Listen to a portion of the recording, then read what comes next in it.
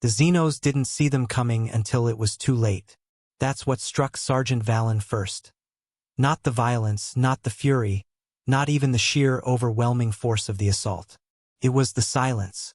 300 Black Templars had materialized from the drop pods like iron rain, slamming into the Orc-held fortress with enough kinetic force to crack the planet's crust. And they did it without war cries, without vox chatter, without the theatrical pronouncements that other chapters seemed to favor. Just the howl of chain blades, the crack of bolters, the wet, final sounds of Xenos being torn apart. Valen had fought alongside Ultramarines, had served in campaigns with Blood Angels, and even once witnessed the Dark Angels in action. But this was different. The Black Templars didn't fight like soldiers executing a battle plan. They fought like a force of nature given purpose and direction. Every movement was efficient. Every kill was absolute. There was no showboating, no hesitation, no mercy. An Orc warboss, massive, scarred, wearing armor cobbled together from a dozen looted vehicles, charged out of the fortress gates.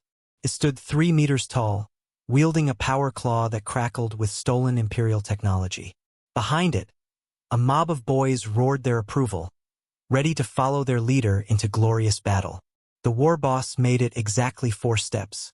A Black Templar sword brother appeared from the smoke, his armor painted the traditional black and white, his pauldron bearing the cross that had terrified the Imperium's enemies for 10,000 years. He didn't slow down, didn't announce himself, just accelerated into a dead sprint that shouldn't have been possible in full Astartes plate and swung his power sword in a single perfect arc. The warboss's head hit the ground before its body realized it was dead. The sword brother didn't stop to confirm the kill, didn't pause to let the moment register.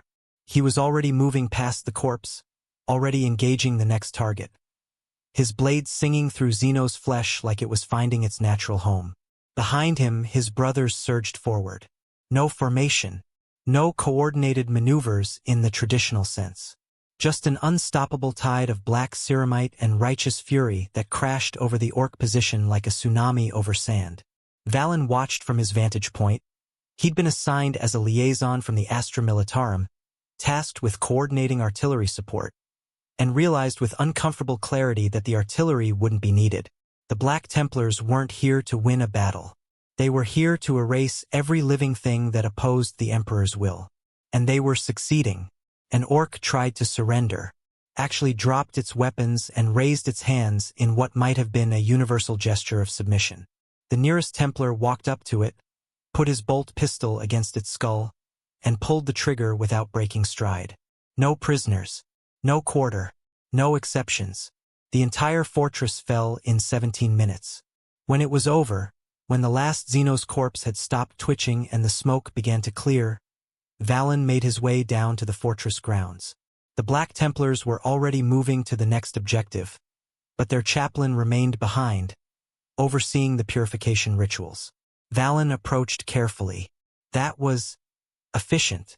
The chaplain turned, his skull-faced helmet catching the light from the burning fortress. When he spoke, his voice was surprisingly measured, almost gentle. Efficiency is not our goal, Sergeant. Righteousness is. The Xenos exist in defiance of the Emperor's plan for humanity. Every second they draw breath is an insult to his vision. We do not fight to win battles. We fight to erase his enemies so completely that the universe forgets they ever existed. But the one that tried to surrender, there is no surrender. There is no mercy. There is only the Emperor's will, and we are his instrument. The chaplain paused, then added almost kindly, "You fought well today. The Emperor protects those who serve with faith." Then he turned and walked away, leaving Valen standing in a field of corpses, trying to reconcile what he'd just witnessed with everything he thought he knew about the Adeptus Astartes. This is the story of the Black Templars, not the propaganda version, not the romanticized tales of holy crusaders bringing the Emperor's light to the darkness, but the raw, unfiltered truth of what it means to be the most zealous, the most brutal, the most uncompromising chapter in the entire Space Marine arsenal. Because if you think you understand how violent the Imperium can be, you haven't seen the Black Templars at full fury. And by the end of this, you're going to understand exactly why their enemies fear them more than death itself. But first, if you're the kind of person who wants the real story, who wants to dig past the surface-level lore and understand what makes these chapters actually terrifying, then you need to subscribe to this channel right now. Because we don't do surface level here. We go deep. We ask the uncomfortable questions. We show you the parts of Warhammer 40K that make you understand why this universe is so compelling. So hit that subscribe button. You're going to want to be here for what comes next. Let's start with the history, because you can't understand the Black Templars' brutality without understanding where it came from. They were born in blood. Not metaphorically. Literally born from one of the most traumatic moments in Imperial history, the Horus Heresy and its immediate aftermath. Sigismund was their father. Not their primarch, that was Rogel Dorn of the Imperial Fists, but their spiritual creator, the man who shaped what they would become. And Sigismund was a weapon forged in the fires of betrayal, tempered in the knowledge that the Imperium's enemies could come from anywhere, even from within. He'd been Dorn's champion, his first captain, the greatest duelist the Imperial Fists had ever produced. When the heresy broke out, when half the legions turned traitor and the galaxy burned, Sigismund didn't just fight. He killed with a cold, methodical fury that disturbed even his own brothers. There's an account, probably apocryphal, but it resonates with what we know about him, of Sigismund during the Siege of Terra. He'd been stationed at one of the palace walls when traitor marines breached the defenses. His brothers wanted to fall back, regroup, establish a defensive position. Sigismund refused. He walked into the breach alone and held it for 6 hours, his blade never stopping, never slowing. By the time reinforcements arrived, the bodies were stacked so high they'd created their own barricade. 143 traitor marines, killed by a single warrior. When asked later how he'd survived, he reportedly said, "I did not survive. I simply refused to die before my enemies did." That mindset, that absolute, uncompromising refusal to accept anything less than total victory, became the foundation of the Black Templars. After the heresy ended, after the Emperor was entombed on the Golden Throne and the Imperium began picking up the pieces, Robert Guilliman instituted the Codex Astartes. The Space Marine legions were too powerful, too dangerous. They needed to be broken up into smaller chapters, limited to 1,000 warriors each, prevented from ever again becoming the existential threat they'd been during the heresy. Most legions accepted this. Some reluctantly, but they accepted it. The Imperial Fists didn't. Or rather, Sigismund didn't. He saw the Codex as a retreat, a defensive posture. Guilliman was preparing the Imperium to weather future storms. But Sigismund believed the Imperium should be attacking, should be taking the fight to every enemy that had dared strike against the Emperor. Defense was surrender by another name. So when Dorn reluctantly agreed to break up the Imperial Fists, Sigismund volunteered to lead the largest successor chapter. He took the most zealous warriors, the ones who shared his belief that the only appropriate response to the heresy was eternal crusade. And he led them out into the galaxy with a simple mandate: never stop fighting. Never return to a fortress monastery. Never allow the enemy a moment's peace. The Black Templars were born, and they've been crusading ever since. For 10,000 years. No breaks, no respite, no chapter homeworld to retreat to. Just an endless campaign of violence and righteousness that spans the entire galaxy. Think about that for a second. 10,000 years of continuous warfare. Most chapters rotate their companies, give their warriors time to rest, maintain their fortress monasteries. The Black Templars have no such luxury. They're born into war, they live in war, and they die in war. It's not just what they do, it's what they are. That kind of existence does something to you, changes you, hardens you into something that can't conceive of peace, can't imagine a galaxy without enemies that need killing. And it shows in everything they do. Let's talk about their numbers, because this is where things get interesting. The Codex Astartes limits chapters to approximately 1,000 battle brothers. Most chapters follow this. Some bend the rules a little, maintaining slightly larger scout companies or interpreting the number creatively, but generally they comply. The Black Templars don't comply. They can't. Their crusading nature makes it impossible to maintain accurate records. They're spread across the galaxy in dozens of independent crusade fleets, each one operating with significant autonomy. There's no central fortress monastery where everyone reports back. No master ledger tracking every warrior. Official estimates put their numbers at around 6,000 active battle brothers. Unofficial estimates, the ones whispered by inquisitors who've tried to audit them, go as high as 10,000. The Black Templars are potentially as large as a Space Marine Legion. And nobody can do anything about it because they're too dispersed, too mobile, and too damn effective to rein in. This matters, because size translates to brutality.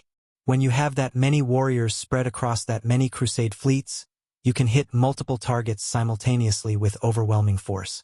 You can afford to take casualties that would cripple other chapters. You can pursue enemies to the point of extinction without worrying about whether you'll have enough Marines left to defend your home world. Because you don't have a home world to defend. You're not defending anything. You're attacking. Always attacking. Finding new enemies, new battles, new opportunities to prove your faith through violence. And when one of these crusade fleets decides you're the enemy, when thousands of Black Templars set their sights on your world, your fortress, your existence, you're not fighting a battle. You're facing extinction. There are documented cases of the Black Templars pursuing enemies across multiple sectors, spending decades hunting down every last remnant of a threat. Not because the threat still posed danger, not because strategic value demanded it, but because the enemy had offended the Emperor, and offense demands absolute punishment. An Orc Wyack that raided an Imperial shrine world made the mistake of escaping the initial Black Templar counterattack. Most chapters would have been satisfied with driving them off, retaking the world, moving on to the next crisis. The Black Templars spent 37 years hunting that Wyack across 6 sectors. They followed it to every world it touched, killed every orc they could find, didn't stop until the war boss was dead, its entire horde scattered, and every orc that had participated in the original raid was corpse dust. 37 years. An entire generation of warfare. Just to make a point. That's not military strategy. That's a statement. A demonstration that striking against the Imperium means you don't just lose, you cease to exist. Their doctrine is where the brutality really crystallizes into something comprehensible. Most Space Marine chapters are flexible. They train for multiple combat scenarios, maintain specialists, adapt their tactics to the enemy they're facing. This is sensible. This is how professional militaries work. The Black Templars do things differently. They believe in one tactic above all others, the frontal assault. Not because it's always the best option, not because it's tactically superior, but because it demonstrates faith. Because rushing headlong into the enemy, trusting in the Emperor to deliver victory, is the most pure expression of their devotion. Think about that mindset. Other chapters use tactics because they work. The Black Templars use tactics because they're righteous. And somehow it works anyway. Their most iconic technique is called the Vow of the Crusader, though calling it a technique undersells what it really is. When a Black Templar takes this vow, they're committing to seek out and destroy the Emperor's enemies in personal combat. No hanging back. No supporting roles. Just charging into the thickest fighting and killing until there's nothing left to kill or they die trying. Marines who take this vow are placed in Crusader squads, assault units that specialize in close combat. They're equipped with bolt pistols and chainswords, and they're pointed at the enemy like living missiles. The casualty rates for Crusader squads are astronomical. But the Black Templars don't care. Because every death in service of this vow is holy. Every Marine who falls while charging the enemy is a martyr who proved their faith through action. Other chapters would call this wasteful, inefficient, unnecessarily brutal to their own warriors. The Black Templars call it glorious. And the psychological impact on their enemies is undeniable.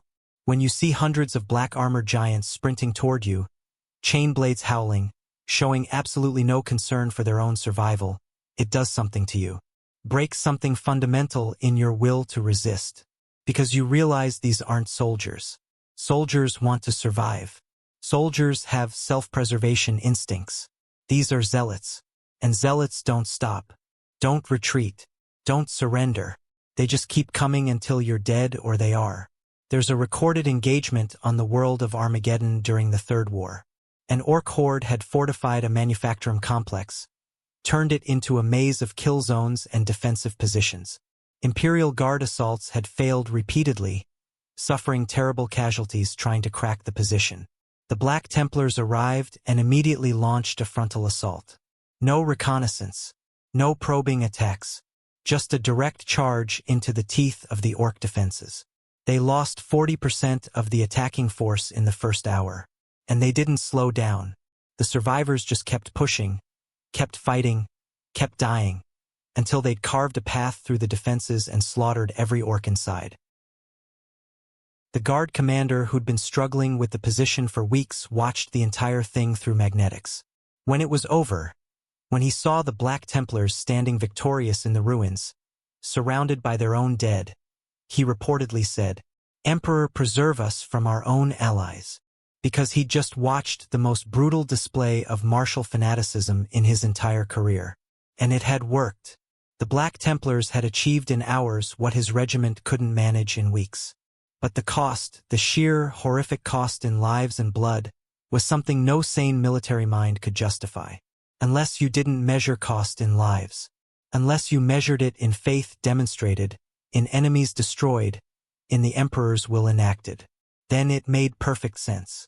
Their hatred of psychers deserves special attention, because this is where their brutality takes on a particularly dark edge. Most Space Marine chapters include librarians, psychers who've been trained and sanctioned to use their powers in service of the Imperium. These warriors are valuable assets, able to provide psychic support, divine enemy intentions, and combat warp-based threats. The Black Templars refuse to use them. Completely. Absolutely. They don't just avoid recruiting psychers, they actively despise them. This goes back to Sigismund and the heresy. He witnessed firsthand how psychers had been instrumental in Chaos's corruption of the traitor legions. Saw how psychic power opened doors to the warp that should have stayed closed. And he concluded that any use of psychic power, even sanctioned use, was a compromise with the same forces that had nearly destroyed the Imperium. So the Black Templars don't have librarians. Haven't had them for 10,000 years. And when they encounter psychers, even sanctioned ones, they treat them with barely concealed disgust. Witch hunters. That's what they call themselves when dealing with unsanctioned psychers. And they pursue that role with the same merciless efficiency they bring to everything else. There's a difference between how the Inquisition handles rogue psychers and how the Black Templars handle them.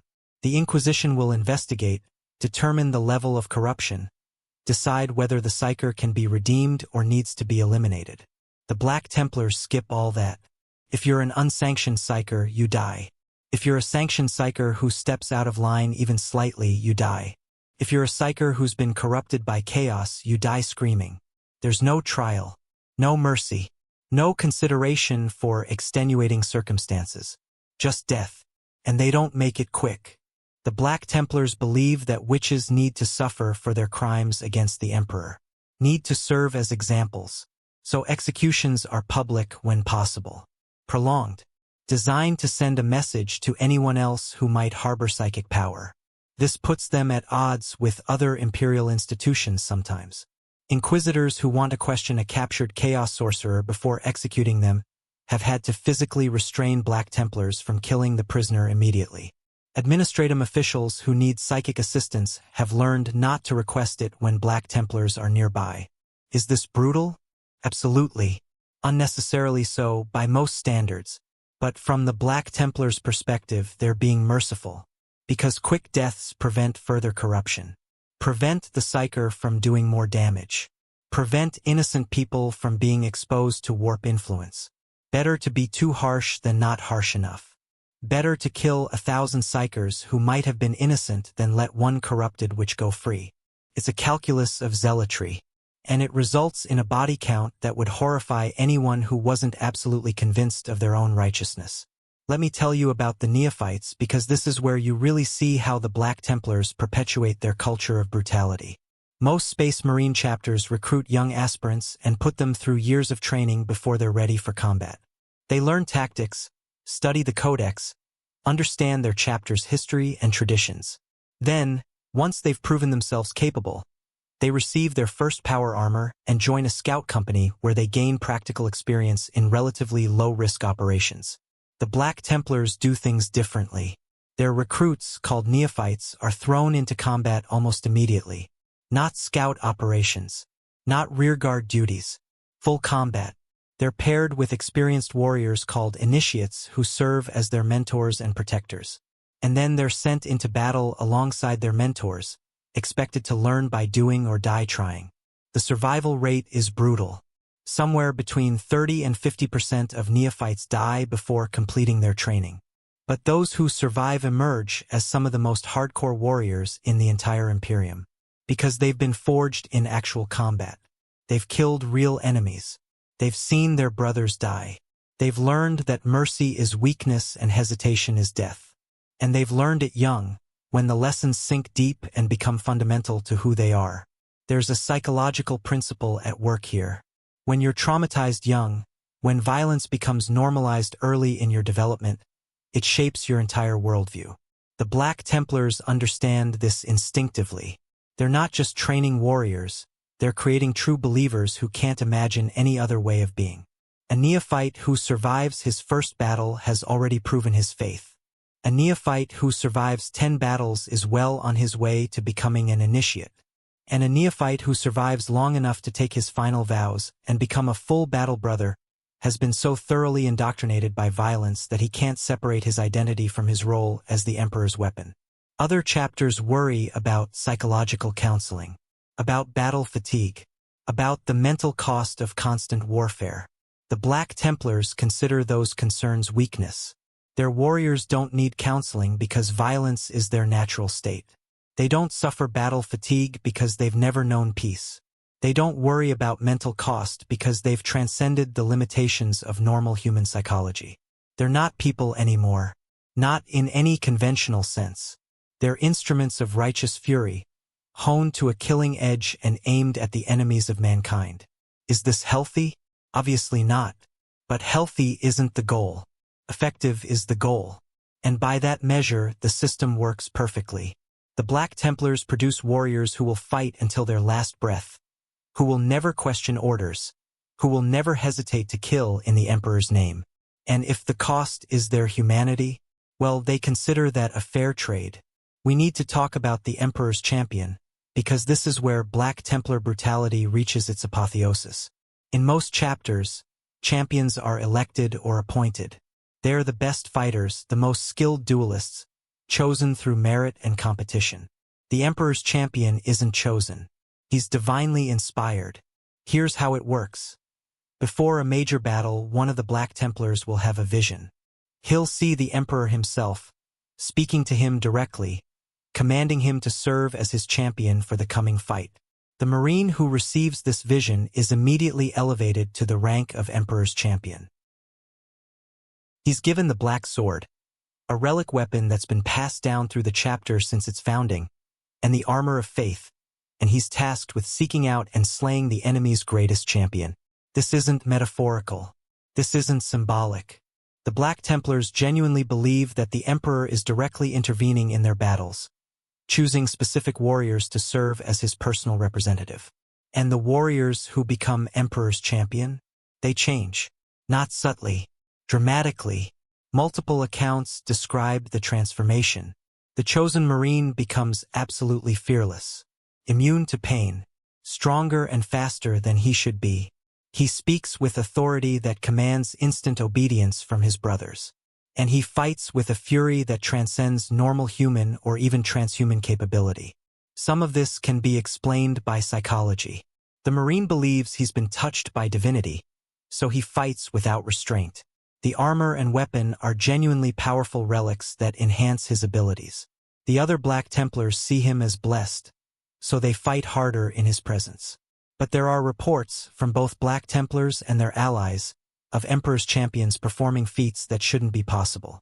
Surviving wounds that would kill even an Astartes. Moving with speed that defies physics. Cutting through armor and flesh like they're not even there.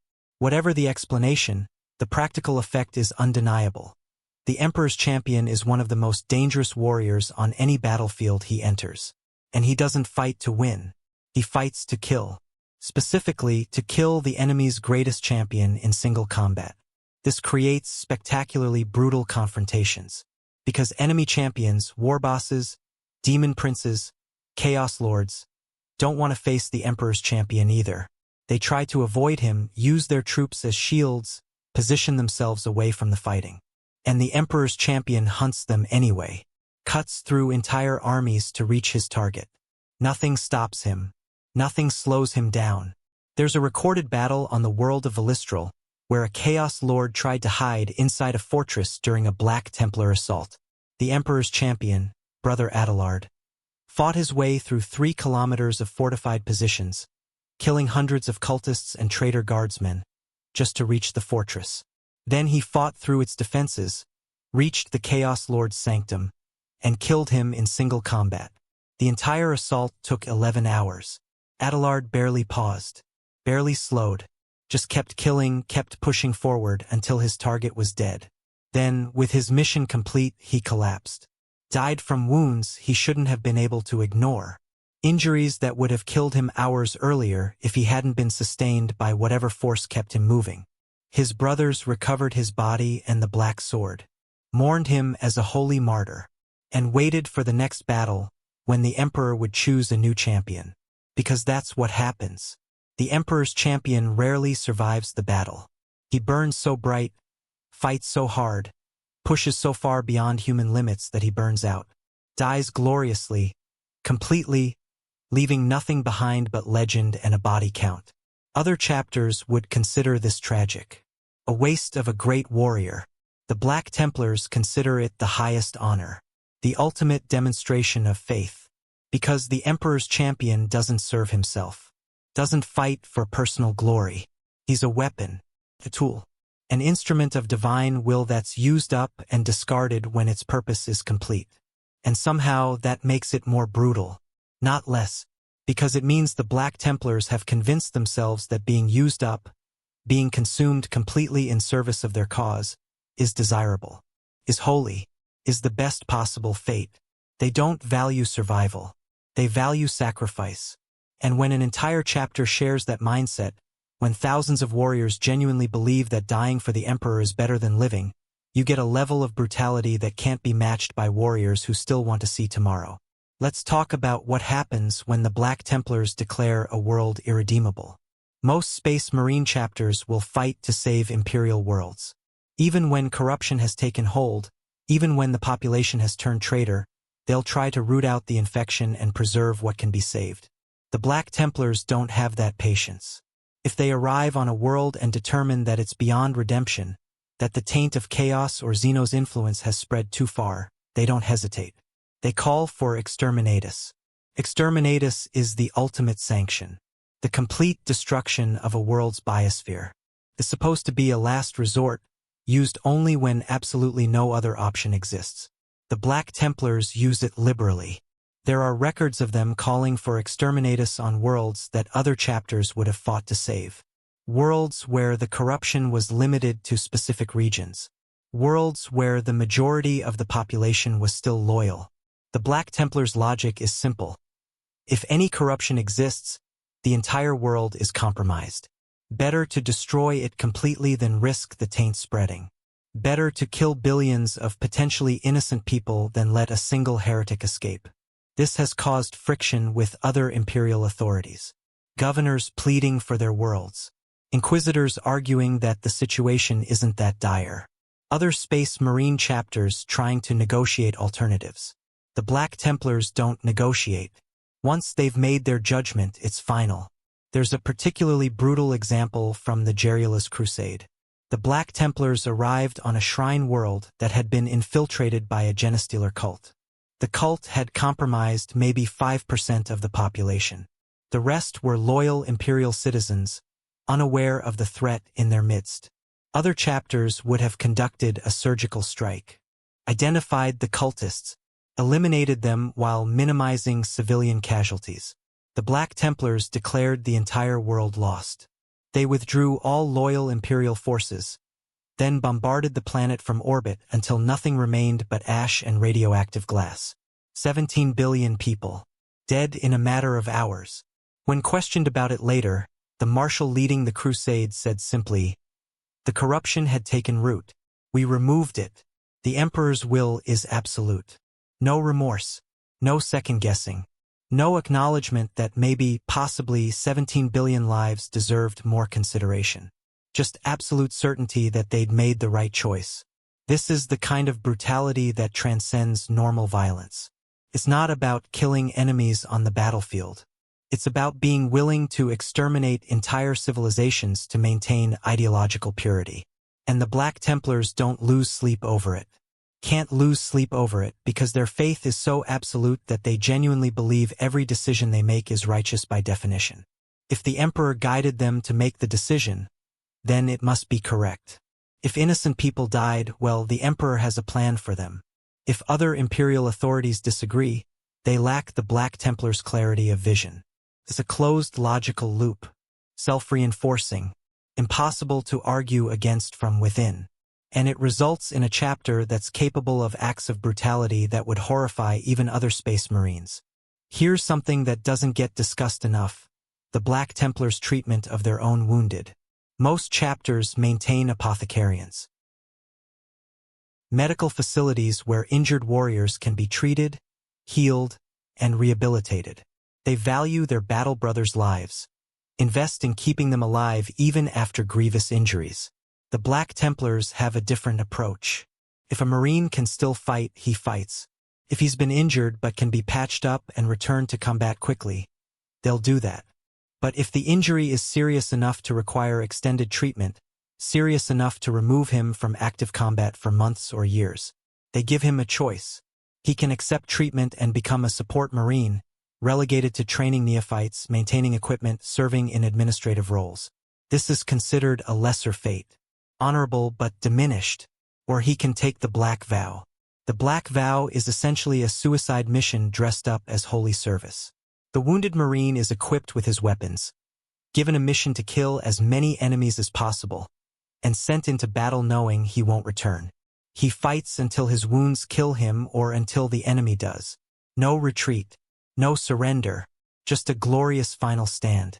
The Black Templars consider this the better option, the more honorable choice, because it means the Marine dies in combat, serving the Emperor until his last breath, rather than lingering in diminished capacity.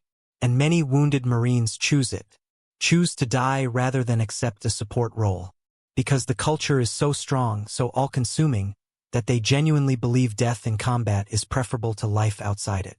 Think about what that means. Think about the level of indoctrination required to make warriors actively choose suicide missions over medical treatment. Other chapters would call this wasteful, would point out that experienced warriors have value even if they can't fight on the front lines, would argue that preserving institutional knowledge is important. The Black Templars disagree. From their perspective, a Marine who can't fight has already failed. Continuing to live in that state is prolonging the failure. Better to end it gloriously, earn a place in the chapter's martyrology, inspire the next generation with your sacrifice. It's brutal to their own warriors in a way that goes beyond normal military hardship. They're not just asking their Marines to risk death, they're making death the preferred outcome in certain circumstances. And the Marines accept it, embrace it, thank their brothers for the opportunity to die well. That's not normal warrior culture. That's a death cult with power armor and bolters. I want to circle back to something crucial: the Black Templars' relationship with faith. Most Space Marine chapters are atheistic or at least agnostic. They respect the Emperor as their creator and the founder of the Imperium, but they don't worship him. They see him as the greatest human who ever lived, not as a god. The Black Templars worship him, completely, absolutely, without reservation. This is unusual. The Emperor himself rejected the notion of divinity, spent much of his life fighting against religious thinking. The imperial truth, the philosophy he tried to spread across the Imperium, was explicitly secular. The Black Templars don't care. They believe the Emperor is divine, believe he watches over them personally, believe every victory is his blessing and every defeat is a test of faith. This makes them unique among Space Marine chapters. And it makes them extraordinarily dangerous. Because when you combine transhuman physiology, military training, and absolute religious conviction, you get warriors who literally cannot be reasoned with. You can't negotiate with them, can't appeal to their self-interest, can't make them question whether their cause is just. They know their cause is just. The God Emperor himself ordained it. This manifests in ways both large and small. Black Templars pray before battle, after battle, during battle when circumstances allow. They maintain shrines on their ships, conduct daily worship services, cover their armor in purity seals and devotional inscriptions. Other chapters do some of this. Religiosity is common in the Imperium, but not to this degree. The Black Templars have transformed faith from a personal belief into the central organizing principle of their entire existence. And it makes them brutal in ways that pure military doctrine couldn't achieve. Because when you believe that killing is holy, you kill without restraint. When you believe that mercy is weakness, you show none. When you believe that your enemies are affronting God himself, you pursue them with a fury that transcends rational warfare. There's a quote attributed to Marshal Helbrecht, the current High Marshal of the Black Templars, that captures this perfectly. We do not serve the Emperor because we expect reward. We do not fight because we fear punishment. We crusade because it is our nature, our purpose, our joy. In the moment of killing his enemies, we are closest to him. In the moment of dying for his cause, we join him. There is no higher calling, no greater honor, no sweeter fate. Read that again. Really absorb it. They consider killing their enemies to be joyful. They consider dying for the Emperor to be sweet. That's not military discipline. That's religious ecstasy channeled through violence. And when an entire chapter shares that mindset, when thousands of warriors genuinely experience euphoria while killing in the Emperor's name, you get a level of brutality that's sustained not through duty or training, but through genuine passion. They're not forcing themselves to be brutal.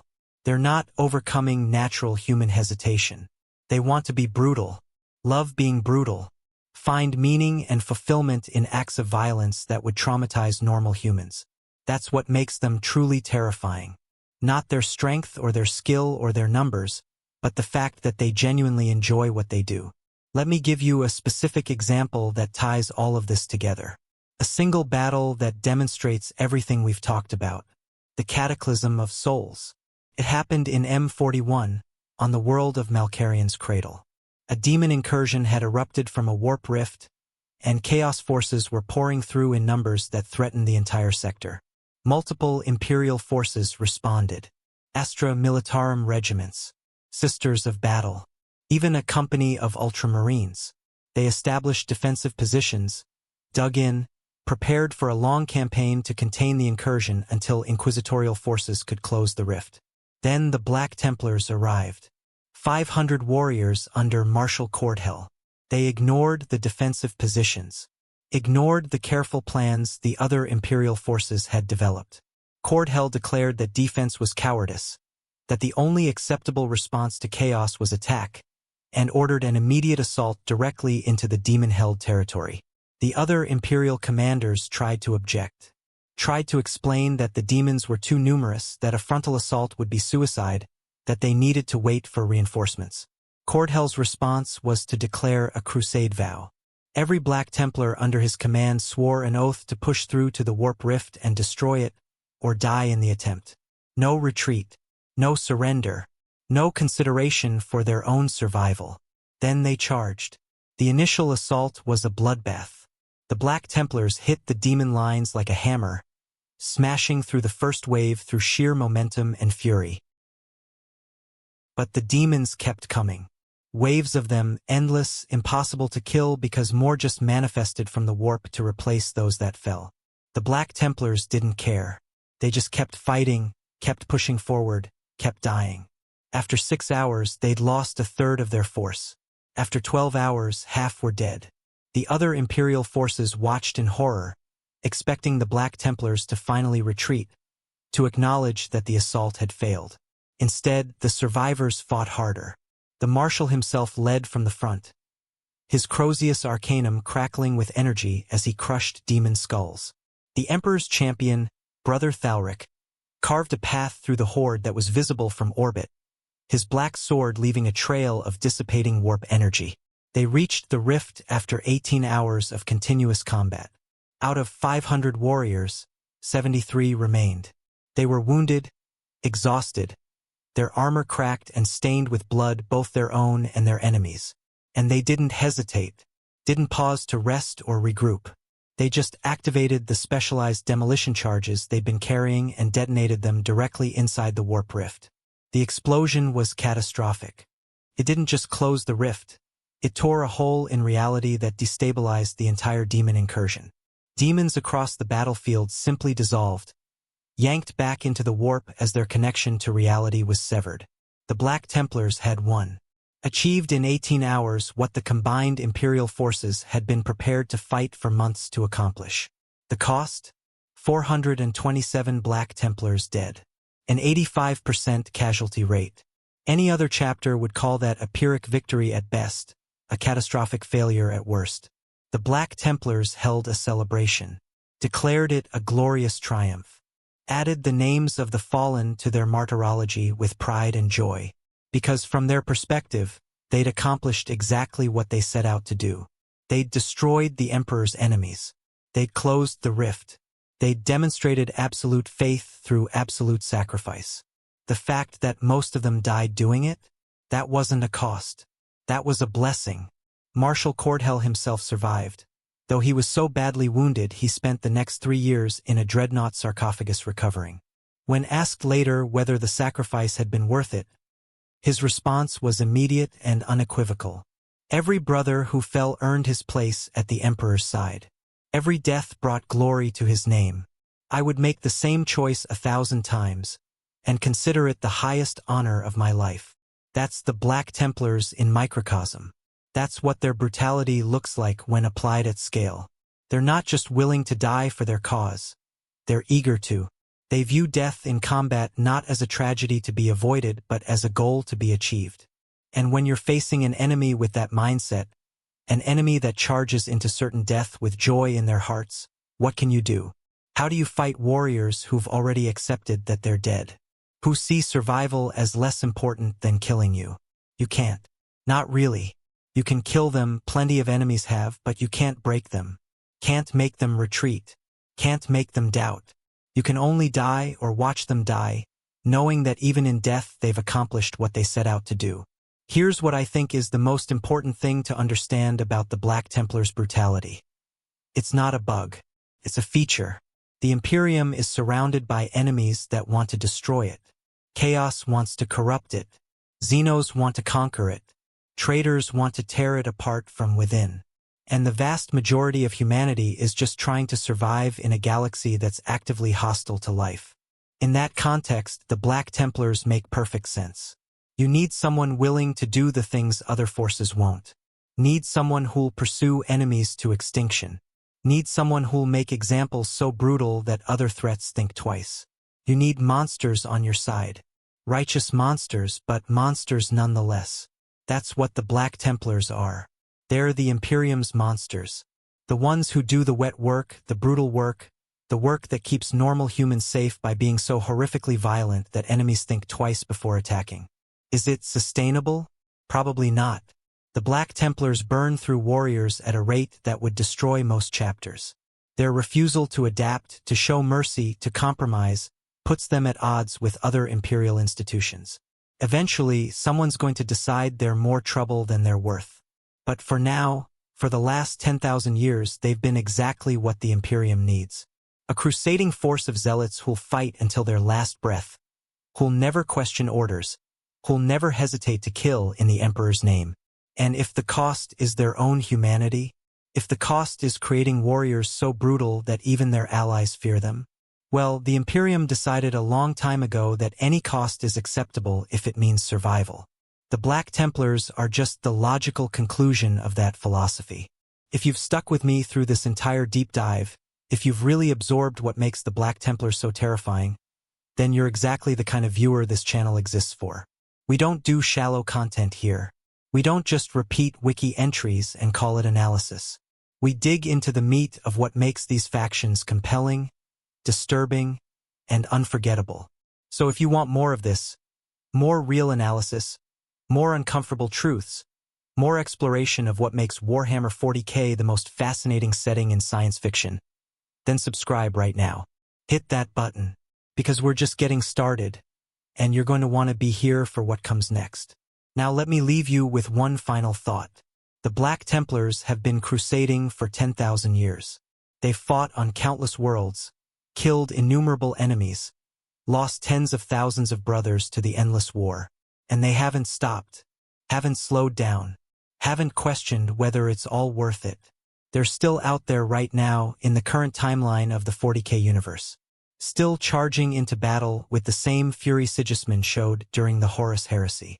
Still convinced that the only appropriate response to the Emperor's enemies is total, absolute, merciless destruction. Still brutal, still zealous, still utterly convinced of their own righteousness. And somewhere in the galaxy, right at this moment, an enemy is about to learn what it means to face the Black Templars at full fury. That enemy is going to die, probably slowly, definitely painfully, and their death won't bring peace or resolution or an end to the conflict. It'll just make room for the next enemy, and the next, and the next, because the crusade never ends. The killing never stops. The brutality is eternal. That's what makes the Black Templars so compelling as a faction. They're not heroes. They're not villains. They're something more primal than that. They're the manifestation of humanity's absolute refusal to surrender, taken to its logical extreme. They're what happens when faith becomes fury, when devotion becomes destruction, when the only prayer you know is the one you scream while swinging a chains word into your enemy's face. They're brutal, uncompromising, terrifying, and they wouldn't want it any other way, because in their minds, in their hearts, in the very core of what they are, they're doing exactly what the Emperor created them to do. They're crusading, forever, without end, without mercy, without doubt, just as they were always meant to. There's an aspect of Black Templar brutality we haven't fully explored yet. What happens when they fight other Space Marines? Most chapters try to avoid this. The Adeptus Astartes are humanity's greatest warriors, and wasting them fighting each other is strategically idiotic.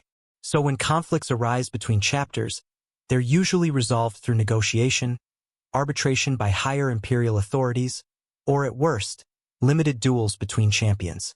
The Black Templars don't negotiate, not when they believe righteousness is on their side. There's a recorded incident from M39 that illustrates this perfectly.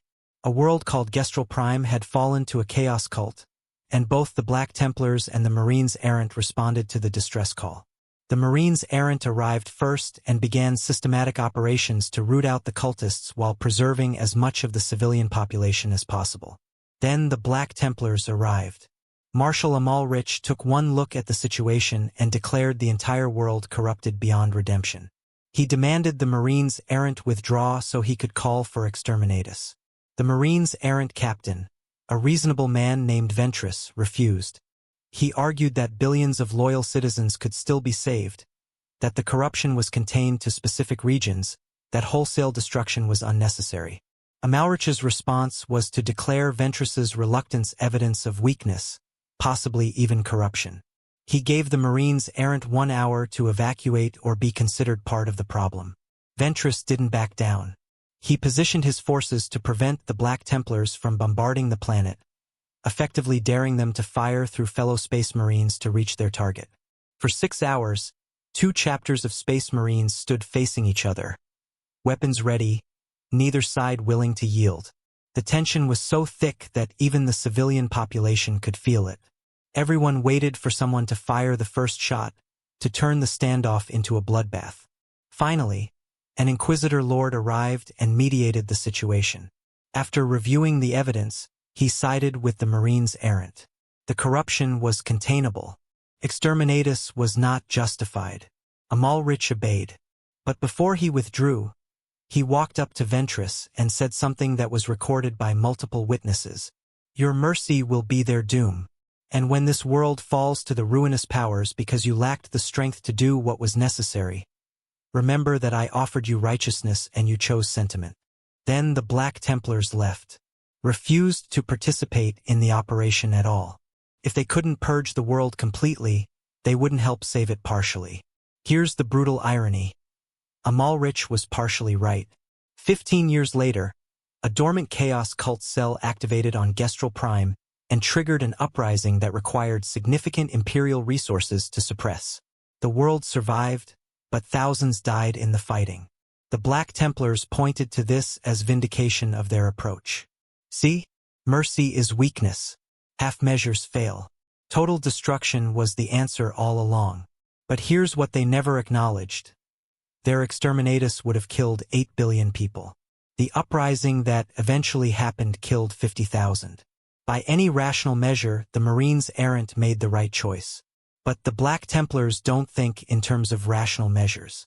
They think in absolutes. Either you purge the corruption completely, or you're complicit in its survival. This mindset has brought them into conflict with other chapters more than once. The Salamanders, who are famous for their compassion towards civilians, have clashed with Black Templars over treatment of conquered populations. The Raven Guard, who prefer surgical strikes over overwhelming force, have argued with them about tactical doctrine.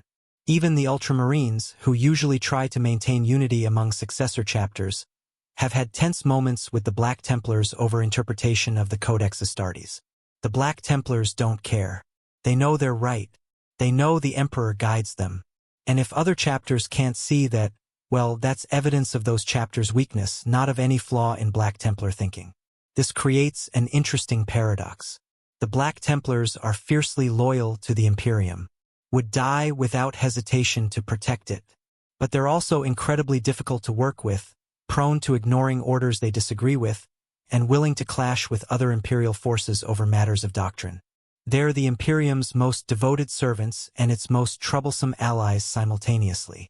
And the Imperium tolerates this because, ultimately, the Black Templars are too effective to discipline. You can't argue with their results.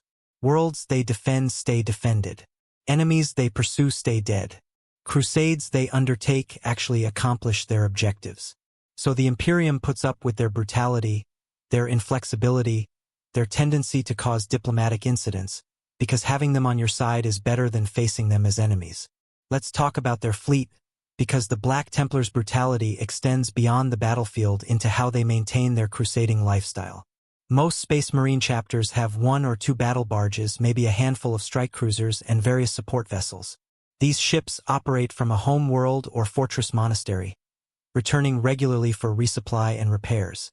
The Black Templars have the largest fleet of any Space Marine chapter.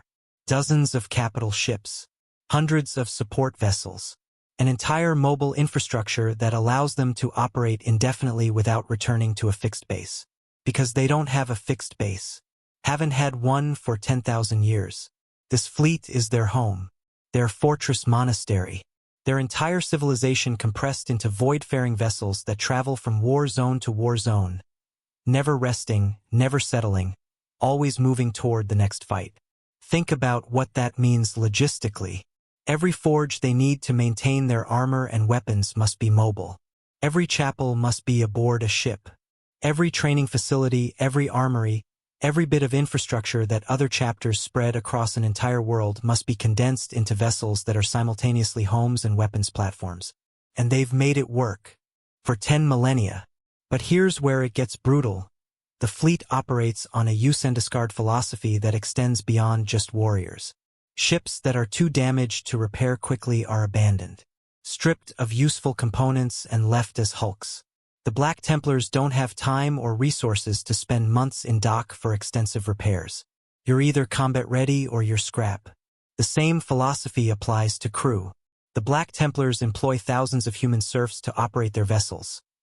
Menials, technicians, pilots, all the support personnel needed to keep a fleet running. These people are expected to work until they drop. Literally. Shifts run 18, 20, sometimes 24 hours. Rest is minimal. Medical care is basic. Life expectancy for a Black Templar serf is maybe 30 years. And that's if they're lucky. Other chapters treat their human auxiliaries with at least some level of care. They're valuable resources, after all. Trained personnel who represent significant investment. The Black Templars view them as expendable. There are always more recruits from conquered worlds. Always more volunteers eager to serve the Emperor's chosen warriors. If the current crew burns out from overwork, well, that's what they signed up for. This creates a culture aboard Black Templar ships that's oppressive even by Imperium standards. The serfs live in constant fear. They know they're disposable. They see their friends and family worked to death and replaced without comment. And they can't complain, can't protest, can't even express discomfort without risking punishment. Because to the Black Templars, complaining about working conditions is evidence of weak faith. If you truly believed in the Emperor, you'd be grateful for the opportunity to serve, no matter how harsh the conditions. It's a closed, logical system. Suffer in silence and prove your devotion, or complain and prove you were never worthy of service in the first place. The brutality isn't just in how they treat enemies. It's in how they treat everyone, including the humans who've dedicated their lives to serving them. There are accounts, usually from inquisitors who've traveled aboard Black Templar vessels, of serf uprisings. Desperate revolts by exhausted humans who finally couldn't take it anymore. These uprisings are put down with extreme prejudice. The rebels are executed publicly, their bodies spaced, their names added to lists of traitors. And the other serfs watch and learn that resistance is suicide. So they keep working, keep suffering, keep dying quietly, because serving the Black Templars isn't an honor, despite what the propaganda says. It's a sentence, a slow execution disguised as holy service. And the Black Templars don't see anything wrong with this. From their perspective, these serfs should be grateful. They're contributing to the eternal crusade. Their suffering has meaning. Their deaths serve the Emperor. What more could anyone ask for? Here's something that haunts me about the Black Templars. They're getting worse, not better. Most institutions mellow with age. Even zealous ones eventually develop pragmatic factions, moderates who temper the extremists.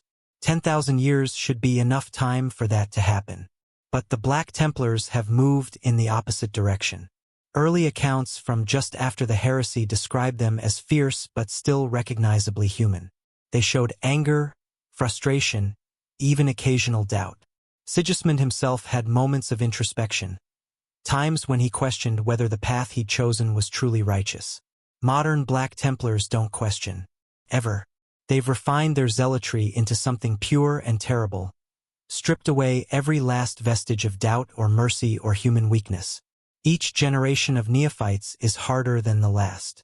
Each new marshal is more uncompromising than his predecessor. The chapter isn't evolving. It's distilling itself, concentrating its brutality into an ever more potent form. There's a psychological phenomenon at work here. When a culture is built around an extreme ideology, it tends to drift toward even greater extremes over time. Because moderate voices are seen as weak, as contaminated by outside influence. Only the most zealous, the most pure, the most uncompromising members are allowed to rise to positions of leadership. Over 10,000 years, this has created a feedback loop. The Black Templars keep getting more brutal because brutality is what they value. They keep getting more zealous because zealotry is their highest virtue. They keep getting more uncompromising because compromise is weakness. And there's no counterbalancing force. No outside influence to moderate them. They're too powerful to be restrained by other imperial institutions. Too effective to be disbanded. Too convinced of their own righteousness to accept criticism. So they just keep going. Keep getting harder. Keep removing every last trace of humanity from their doctrine. Where does it end? What's the logical conclusion of this process? I don't know. Maybe there isn't one. Maybe the Black Templars will just keep escalating forever, becoming more and more extreme until they're barely recognizable as Space Marines at all. Or maybe they'll eventually cross a line that even the Imperium can't tolerate. Maybe they'll be so brutal, so uncompromising, so zealous that they'll become a threat rather than an asset. But I suspect that day is far off. Because right now, in the current timeline of Warhammer 40K, the Imperium needs the Black Templars more than ever. The galaxy is burning. Chaos is ascendant. Xeno's threats multiply daily. In that context, brutality isn't a liability. It's a survival trait, and the Black Templars have mastered it like no other chapter in existence. Let me tell you one final story. Not a battle, not a crusade, just a small moment that encapsulates everything we've talked about. There's an account from a remembrancer, a civilian historian embedded with Imperial forces, who was allowed to observe a Black Templar chaplain conducting confession for a group of neophytes. In most chapters, confession is a chance for warriors to unburden themselves, to admit fears, express doubts, seek guidance. It's a therapeutic process, a way to maintain psychological health under the stress of constant warfare. The Black Templar confession was different. The neophytes knelt before the chaplain, and one by one, they confessed their failures. Not their sins, they didn't have any, or at least none they'd admit to, but their failures in battle. Times they'd hesitated, moments when they'd felt fear, instances when they hadn't killed efficiently enough. And the chaplain didn't offer comfort, didn't absolve them, didn't tell them that fear was natural or that they'd do better next time. He punished them. Each neophyte who confessed a failure received penance. Sometimes it was prayer, hours of recitation in uncomfortable positions. Sometimes it was physical self-flagellation until they bled. Sometimes it was combat, forced duels against their brothers where losing meant more punishment. The remembrancer was horrified. These were teenagers, some barely 15 standard years old, and they were being brutalized for the crime of being human, of experiencing natural emotions that every warrior feels. But the neophytes didn't seem disturbed. They accepted their punishment eagerly, thanked the chaplain for helping them purge their weakness, promised to be stronger, harder, more devoted. They genuinely believed they deserved the punishment, had internalized the message so completely that they couldn't imagine any other response to their own humanity. The remembrancer tried to speak with the chaplain afterward, asked if this wasn't too harsh, if these young warriors wouldn't be more effective if they were treated with some measure of compassion. The chaplain's response is recorded in the remembrancer's journal. Compassion is a luxury for those who have the strength to afford it. These neophytes are being forged into the Emperor's weapons. Weapons do not need compassion. They need to be hard, unyielding, perfect instruments of his will. Every moment of weakness we allow them is a moment that might cost lives when they face the enemy. Better they suffer now, in safety, than hesitate later when hesitation means death for their brothers. The remembrancer couldn't argue with the logic. It was sound in a brutal sort of way. But they wrote in their journal that night, "I have seen the Black Templars create new warriors today. But I have also seen them destroy boys who will never be fully human again. And I cannot decide which loss is greater, the enemies these warriors will kill, or the humanity they sacrifice to become capable of that killing. That's the cost. The real cost of Black Templar brutality. Not just what they do to their enemies, but what they do to themselves. What they sacrifice in the name of effectiveness. They create warriors who are supremely capable, utterly devoted, absolutely ruthless, but they destroy people in the process. Take young humans with hopes and dreams and personalities and grind them down into identical instruments of violence. Is it worth it? Does the strategic value justify the human cost? The Black Templars would say yes without hesitation. They've been saying yes for 10,000 years. But standing outside their logic, looking at it from a distance, I wonder what Sigismund would think if he could see what his chapter has become. If he'd be proud of their devotion, or horrified by their extremity. I wonder how many brilliant minds, how many potential heroes, how many good people have been destroyed by the Black Templar recruitment and training process. How many boys who could have been something else, artists, leaders, thinkers, were instead turned into killing machines. I wonder if there's a universe where the Black Templars could be just as effective but less brutal, where they could maintain their faith without sacrificing their humanity. But then I remember where they exist. The universe of Warhammer 40k, where everything is amplified to its extreme, where subtlety dies and only the absolute survives. In that universe, maybe the Black Templars are exactly what they need to be. Maybe their brutality isn't excessive. Maybe it's precisely calibrated to the level of horror they face. Maybe in the grim darkness of the far future, this is what righteousness looks like. And that thought is more disturbing than anything else we've discussed, because it suggests that brutality isn't a choice. It's a requirement. That to survive in this universe, to fight effectively against the forces arrayed against humanity, you have to become something monstrous. The Black Templars understood this 10,000 years ago, and they've been proving it ever since. So here's my final answer to the question we started with. Just how brutal are Black Templars really?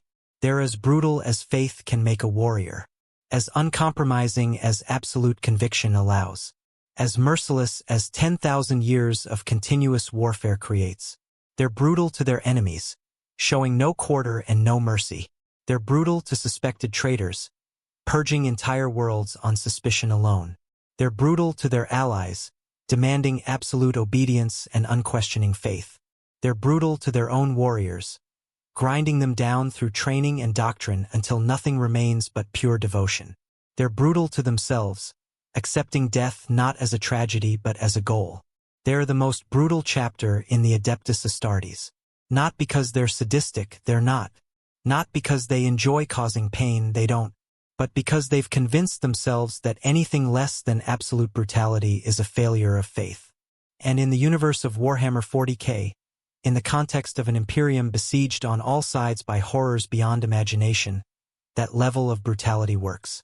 That's what makes them so compelling, so disturbing, so perfectly suited to their setting. They're what happens when you take humanity's capacity for violence, combine it with transhuman physiology, add 10,000 years of zealous indoctrination, and aim it at the enemies of mankind. They're brutal, absolutely, undeniably, inexcusably. And somewhere in the galaxy right now, an enemy is learning exactly what that means. If you made it all the way through this analysis, if you understand now not just what the Black Templars do but why they do it, if you can see both the horror and the terrible logic of their approach, then you're exactly who this channel is for. We're building a community of people who want to understand Warhammer 40k at a deeper level, who aren't satisfied with surface-level lore, who want to grapple with the uncomfortable questions this universe raises. So subscribe, join us, be part of this, because we're going to keep digging, keep analyzing, keep exploring the darkest corners of the grimdark. And you're going to want to be here for all of it. Hit that subscribe button right now. I'll see you in the next one.